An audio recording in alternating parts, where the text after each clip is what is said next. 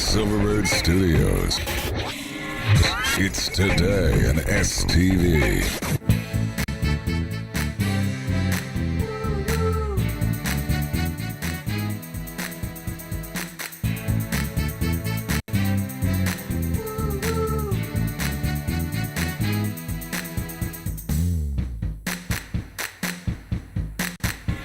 It's Today on STV.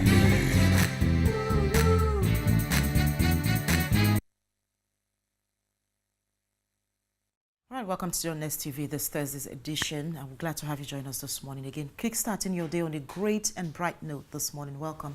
I'm Chinyere Favor Jenny. Just concerned about the sustainability of this war on corruption, knowing that to a large extent they have said over the years it's the body, language of the president. He's a no-nonsense president with corruption, and then the agencies would wake up to dance in tune with what it is that his posture is.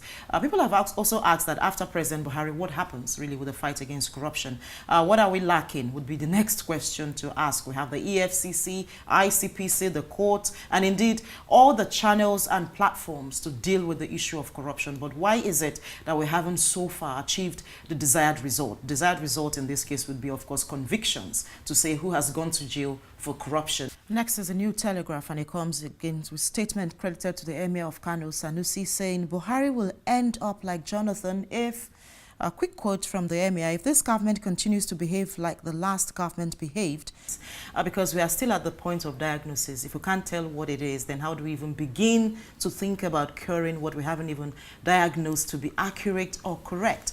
We had doctors, of course, a certain doctor who talked about how that she also lost her sister to cancer. It was at the stage where it could have been better managed if they knew exactly what it was. But then sadly, nobody knew it was cancer across hospitals. Would you blame them? What equipment do you even have to begin with to look at what it is and then how far it is with cancer, at what stage, even if. And then we begin to look at the funding again, the call for equipment. All these doctors aren't just as bad. What he calls laying administrative and financial instructions in the public service that must be obeyed. Now, people have talked about the fact that we are not lacking laws. You want to talk about the Procurement Act, laws, and a host of them. And then you look at things like the arms scandal, and then things that should have followed the processes and procedures since we already have the laws, and then they scale through all the way to now what we have as an investigation process that is costing money and time. You are celebrating your 10th anniversary of this great work, and then the hope that you have given to families and indeed survivors that we see next to you on the set. Yeah. Any word on that?